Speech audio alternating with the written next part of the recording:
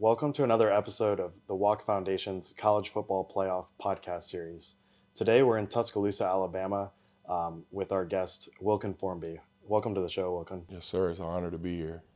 Wilkin is an offensive lineman, redshirt freshman at the University of Alabama, and we're excited to talk to him today about his faith journey and talk a little bit about football and just learn more about your story, Wilkin. So the first question I'll ask you is, what was it like to grow up in Tuscaloosa, Alabama? Did you dream of playing for the Crimson Tide someday? Yeah, I remember growing up just like before I would go to sleep praying like, God, please give me a chance to play at Alabama. Please let me play at Alabama when I was little, because that's kind of all that I knew at that young of an age.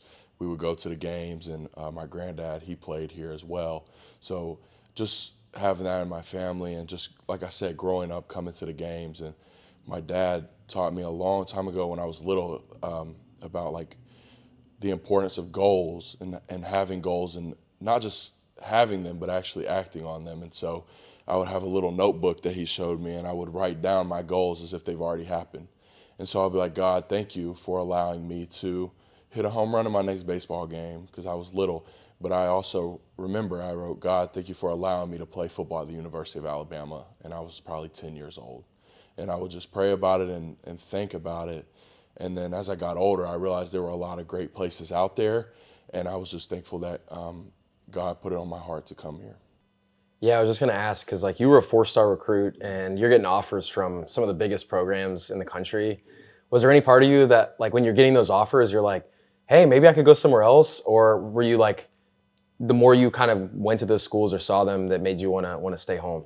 Yeah, I think early on it was just so exciting just getting those opportunities. Like I just remember like getting recruited and seeing people like Lane Kiffin or different coaches and being like, these are real people. Like when you watch them from your couch and you're an Alabama fan, like you hate these guys, but when you show up, you're like, these are cool people. So, early on especially, Alabama was a little bit later than some schools, and so I remember being like rebellious and being like, whatever, I'm gonna go somewhere else. And then I tell people a lot that if I was from somewhere else like Texas or Florida or somewhere, I still probably would have ended up at Alabama, just because when I was getting recruited, like, and still now, it was just a great program, and they're proven, their track record is proven, you know what I mean, for success. So, yeah. What were some of the biggest factors in your decision to commit to Alabama? I just wanted, like, I would just look at my goals and what my plans are for coming to college to play football. And one of the main goals was just to get an opportunity to play in the NFL, and that's like every kid's dream, you know what I mean? And so just trying to be able to set myself up for that was big. Obviously, winning games, like nobody wants to lose, and winning games is so fun. It makes this journey so fun, and just knowing that you're going to have great opportunities to play in big games. And then lastly, just my family would always we would all pray about it and make sure that it was where God wanted me to go, because ultimately, like, I believe that God has a purpose for me. Like when I was getting recruited, I believed that he had a purpose for me wherever he wanted me to go, and that it was kind of already written. Like God knew where he wanted me to go and the impact that I was going to have there. And so I kind of just trusted my heart as if the Holy Spirit would lead me to that. What were some of the emotions you were feeling like the first time you were in the home stadium playing in a game? It was crazy. Like the first time I actually played in it was the 8A game my freshman year. And like I remember getting in my stance and my legs were like shaking because I was like nervous because it was a huge stage. And that's an inter squad game. Like that's not even a real game. But another memory I remember was pulling up to the stadium at the Walk of Champions, and just seeing like all the fans and like hearing the music, and just like it kind of took me back to when I was a kid, and like just being in this position now, I was just so thankful, and I couldn't believe it. What was it like when you were running out of the tunnel for like the first time at Bryant-Denny Stadium? It was crazy, like just being able to like I said, be in that stadium where I grew up, and like remembering all the goals that I had to get an opportunity to play here was awesome.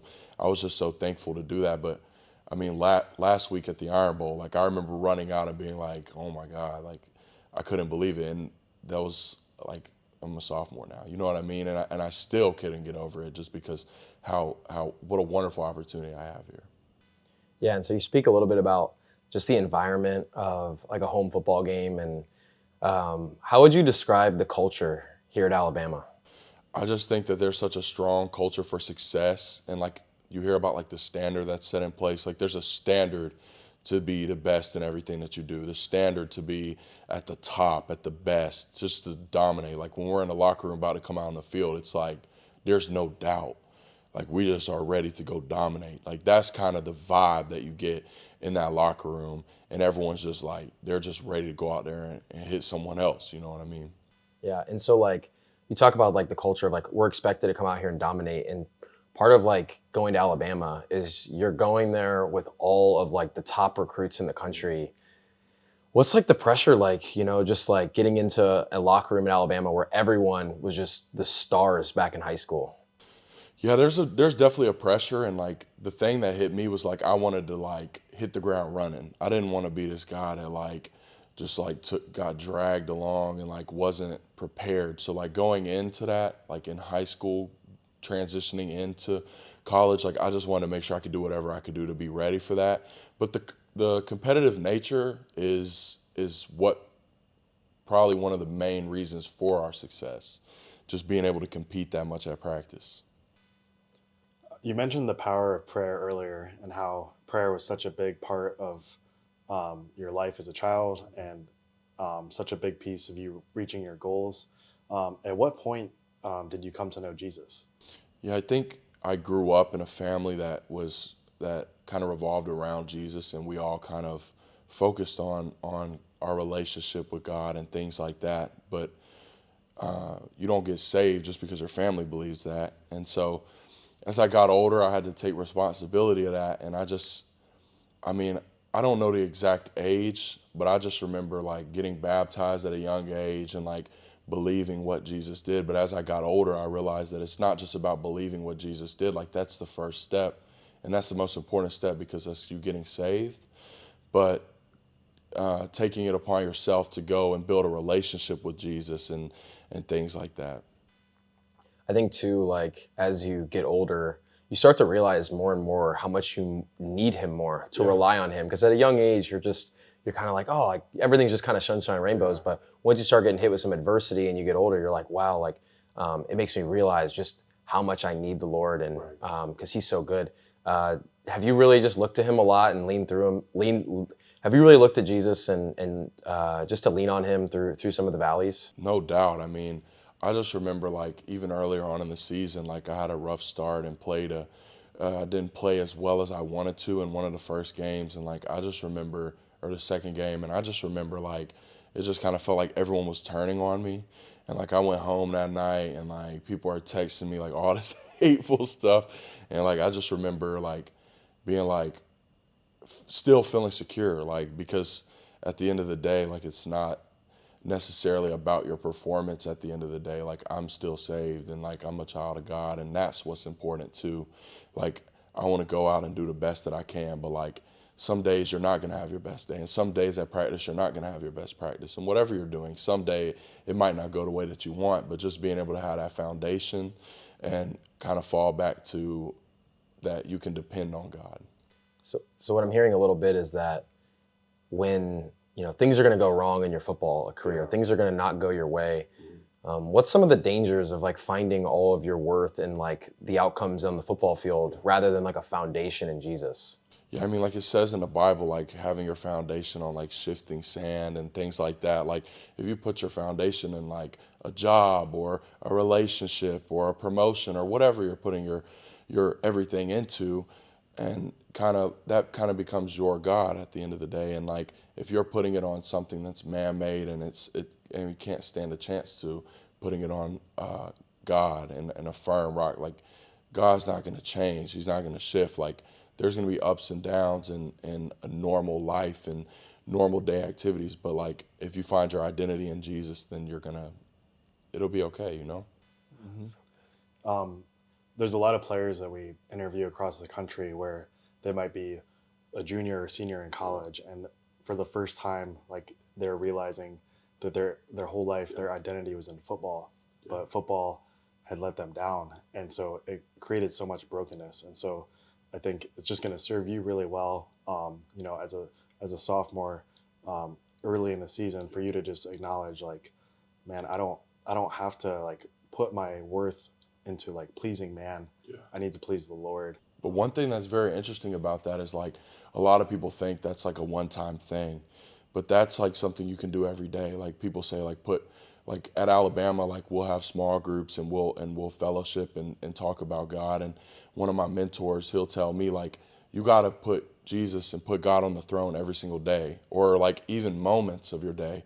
Like this is a repetitive thing. It's not a one-time thing. So it's something you have to consider and acknowledge as you're going throughout your day, week.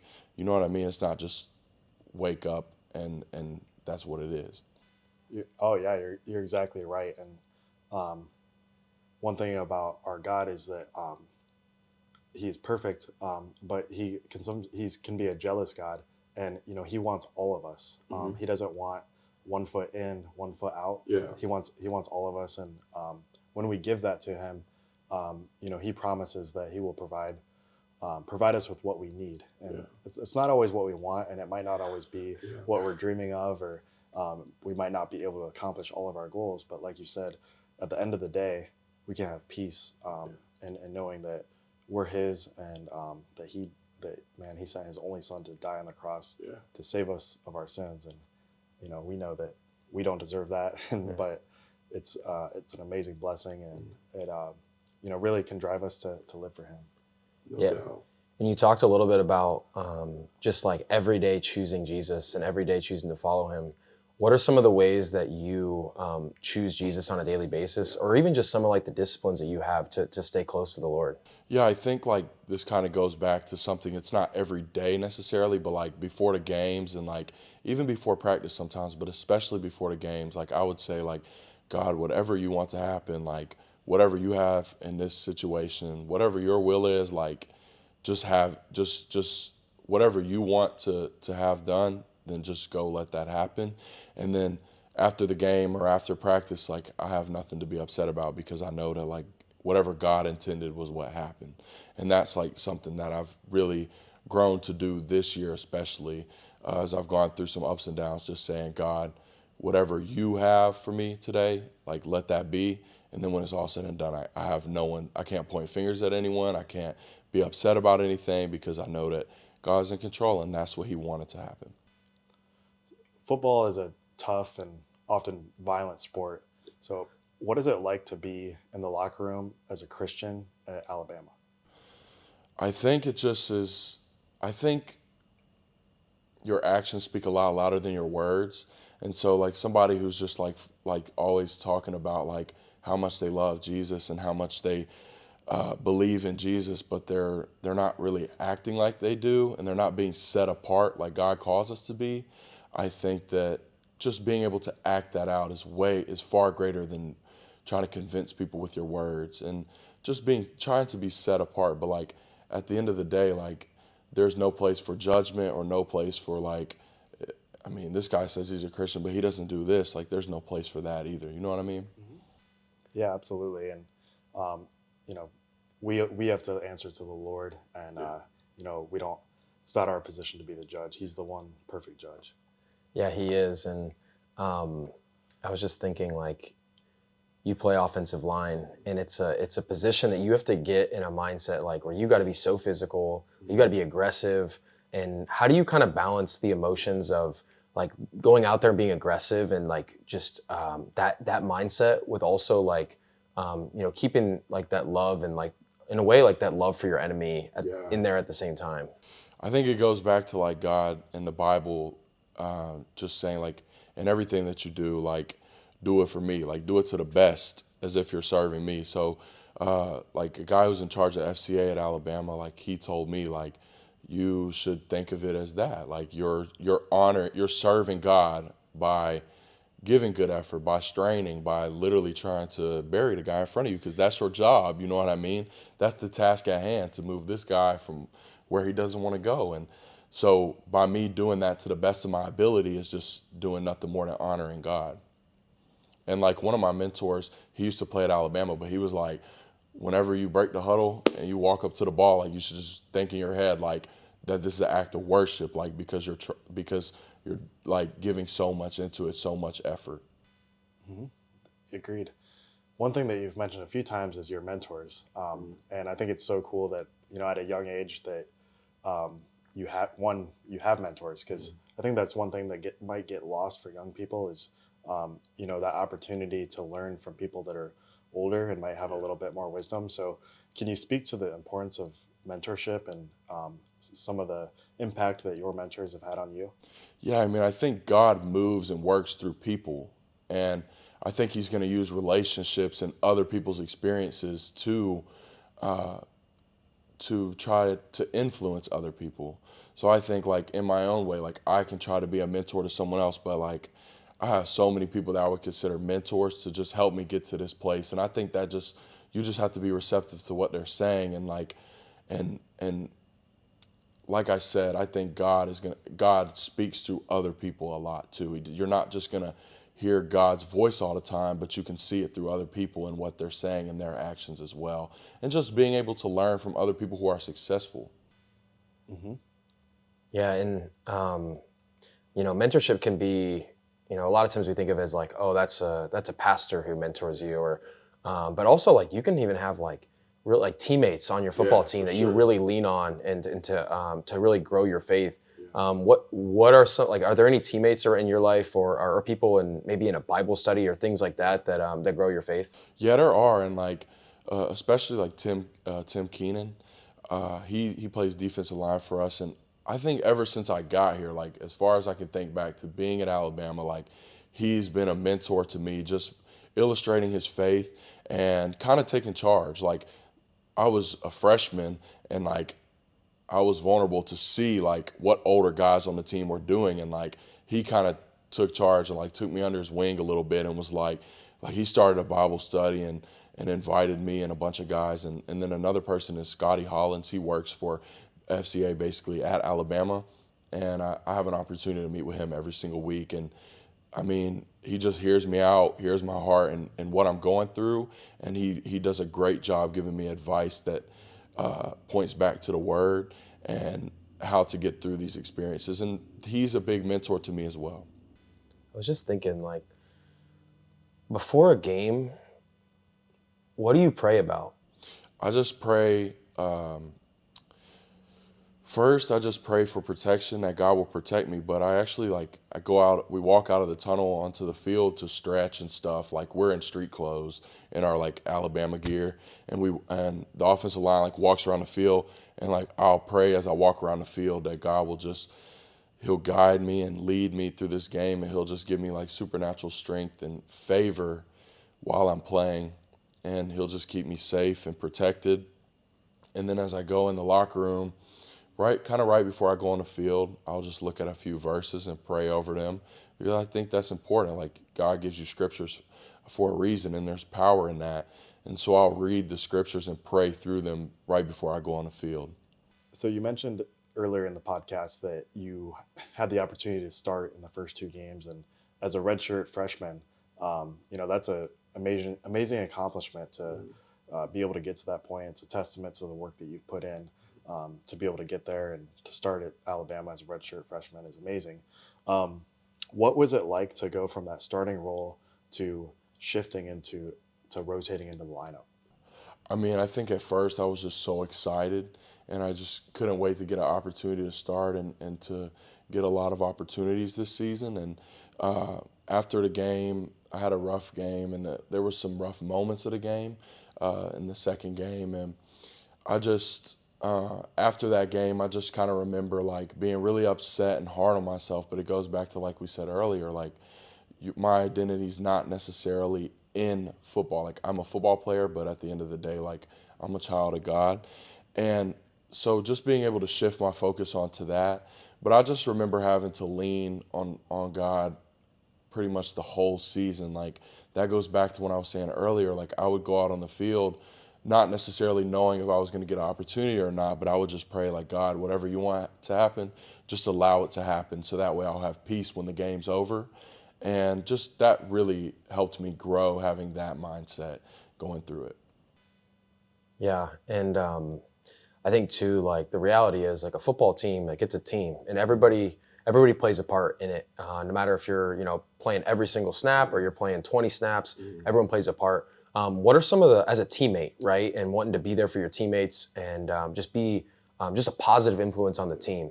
What are some of the things that maybe even like Jesus just like kind of tells you or makes you feel like this is the way I want to carry myself for my teammates and just to be a good teammate? Yeah, I remember one day, like in specific, we were doing like a walkthrough, and like I was like kind of pissed. Like I just wanted to like get more opportunities like in the last game, and I was mad going forward. And like we were in a walkthrough, and like I was like I kind of felt like the Holy Spirit was like telling me like not today. Like you're not gonna have this attitude today. This isn't gonna get you anywhere. Like you need to change your perspective. And I kind of had conviction with myself, and I was like praying like in the middle of practice, like just like take all this like victim mentality away. Like help me just be focused on what the task right now. And like I remember going over the stretch, and like my O-line coach walked over, and he was like, I just want to make sure you're ready for tomorrow or for Saturday because you're going to get a lot of opportunities. And I was like, wow, that was pretty cool. That's cool. Yeah, sometimes we can get frustrated if like God doesn't answer our prayer. Yeah. But sometimes He reveals His hand in like an amazing way and like answers immediately, and so it's a blessing when that happens. What was it like to play for Coach Saban? It was awesome. Like I said, just like growing up, being around here, like watching the games and stuff and hearing all the stories about Coach Saban, it was awesome to first off go through that recruiting process and get a chance to be around him, and also for my family to have a chance to be around him and get to know him and stuff. And I'm just thankful for the opportunity, like I said, to have mentors in my life and to be able to take things from him that helped him be successful. Do you have any unique Coach Saban stories that most Alabama fans might not be aware of? I mean, the most unique one is probably him retiring. Like that was crazy, just being in that room when he did retire. But I'm trying to think of a good story. I feel like I can never think of good Saban stories. If you had to pick 2 lessons that you learned from Coach Saban, what were the 2 most valuable lessons that you learned from Coach? I think one that's good for any athlete is that he would just say, it's on you to make us play you. He would love to say that because players would they would kind of be victims and be like, Coach doesn't like me, I'm not playing or whatever. But at the end of the day, the coach is going to play who they think is best. And regardless of what you feel, like you should have to go change their mindset and change the way they think just because you're playing that well. And then the last one is one that he would hit on a lot, and it's just like, be where your feet are. Like I'm sure y'all probably heard him say that before on a video or something, but he would always just say like, be where your feet are. And that's a good perspective that like, I'm not in the NFL or we're not in the national championship. Be where your feet are. Attack the day at hand and don't worry about what's to come because it'll take care of itself. Yeah, and so you go through like you get to Alabama and you're at Alabama and you're like, man, okay, Coach Saban, he's retiring. Now we're on to a new regime. What have you seen from Coach DeBoer that just in the first year here at Alabama? I just think like for anyone to come in after Coach Saban is a tall task. Like just the fan base here is so used to the way that things were going when Coach Saban was here. So just like anyone to walk into that like is a tough task already. But I think Coach DeBoer's done a great job. Like he kept a lot of things that Coach Saban had in place, just like our standard for success and standard for winning games and things like that. And he also put his own twist to it. So I think he's doing a great job. What are some things that might be different about Coach DeBoer's culture that he's instilled here? I think one of the biggest things is that we had music at practice. Like that was crazy. The first time we went out to practice, like they had a speaker playing and music was playing, and guys were like they couldn't believe it. Another thing is morning practice. We practice in the morning now, and with Coach Saban, we'll practice in the afternoon. This just sounds like a really like I just was thinking about like those like summer practices have got to be like brutal, like or just like long days, hot, like all the feel like. Do you feel like that like prepares you for the season, like to go through like some hard practices and being coached hard? I definitely think so. I mean, fall camp is rough. It doesn't matter where you go to school; it's going to be hard just because like the schedule. Like you get up in the morning, early in the morning, and you go over to the facility, and then you're there all day until like 9:30, like 9 p.m., 9:30, like. So just that schedule alone is gonna take a toll on you. But also in Tuscaloosa, it gets pretty hot in the summer, and so the weather doesn't help, and it's guys competing for spots and things like that. So there's a lot of tension, and just we're rounding the corner for the season, and so there's a lot that goes in on it that prepares you for the season. What is it like to have 17-year-old Ryan Williams in the locker room? I'm not gonna lie, like I feel like I never really acknowledged that like he's actually 17 years old and that he's that young and that he's supposed to be in high school still. But like I just remember like earlier on in the or like even early on in the summer, like we'll do 7-on-7 and just like seeing him make plays, I'll be like, oh my gosh, like this kid's special. And like just seeing him play so comfortable in the like in the early games, like he's just a playmaker, and getting to watch him do that on this big of a stage is pretty awesome. And like speaking of Ryan Williams and some of the attention that'll come from like being a skill position player, but you play offensive line, and so you have a totally different just a different role on the offense where you got to do your job, and you don't want people to know about what you're doing. How is it like that doing your job doesn't necessarily come with like the notoriety like a quarterback or a receiver? Yeah, I think it's cool. A lot of people say that like playing offensive line is like an air conditioning. You don't notice it until it's broken and it's not working. So a lot of people say that, but I think that it's an awesome role and it's a great position because you're 100%, like your position is just to serve other players. If you think about it, like you never get to score. Like all you're doing is trying to help other players be successful and ultimately the team be successful. But it's such an important spot. Like if you can dominate up front, then it's going to set the tone for a lot of games and ultimately a season. This is a question that I like to ask everybody we talk to on the podcast, and it's a simple question. It's just, what are your hobbies outside of football? Just when you get home and you're chilling, or even getting out to go do other things outside of football, what are some of your hobbies? I mean, I'm a lineman, so we eat a lot. We like to go eat pretty much everywhere in Tuscaloosa. Like we probably eating at every spot multiple times, me and my friends and teammates. That's the first thing we're doing when we leave is go, where are we going to eat? Just going to eat. And Tuesday nights, there's at my church here in town, there's a college ministry, and there's like over 1,000 people that go there. Like it gets packed. And I like to do that every week. It's just a good, it's in the middle of my week, and it's an opportunity to kind of shift my focus. So I would definitely say those two. And just sometimes I'll play video games with my friends or just come home and watch TV and just hang out. I like to chill. We'll wrap up with a couple of just some questions to do with faith, light questions. Do you have any favorite Christian music artists or songs? I feel like I don't necessarily have a favorite artist, but I think her name's CeCe Winans, I think. But her voice is incredible. Like I think she has a wonderful voice, and I like music a lot. So just there's a lot of different artists, but I think like some of the newer worship songs I like a lot, especially some of the ones that they play at my church. I will have to look at my playlist, but I think her voice is incredible though. Mm-hmm. And then if you had to pick a favorite Bible verse, can you think of one off the top of your head that you might lean on? I would say Philippians 4:6-7. I don't know the verse exactly, but it's just like pray about everything, don't worry about anything, and you'll be filled with kind of a peace that the human mind doesn't understand. And actually, a story about that. My grandfather, when he was younger, and I think he had one kid at the time, he was diagnosed with stage 4 cancer, and he was told that he had 30 days to live. And so he was like, "Doctor, what should I do? I mean," and the doctor, there was a Bible, and he looked over and he was like, "I guess that's your only hope." And he pointed at the Bible, and he was flipping through it and was led to that verse, Philippians 4:6-7.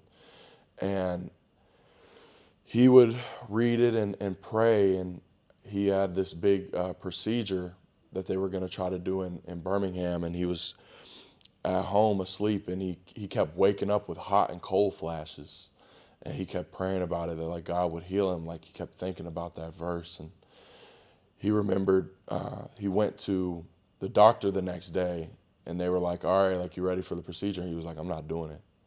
And they were like, what do you mean you're not doing it? Like, you're doing the procedure. And he was like, I got out, like, I was healed. I'm not doing it. God spoke to me, I was healed. And he was like, and the doctor was like, come on, like, you're doing the procedure. And he was like, I'm telling you, like, just check again or something. Like, I'm healed. And they checked again, and he was 100% healed. And they declared it a medical miracle. It's crazy. Wow, that's an amazing story.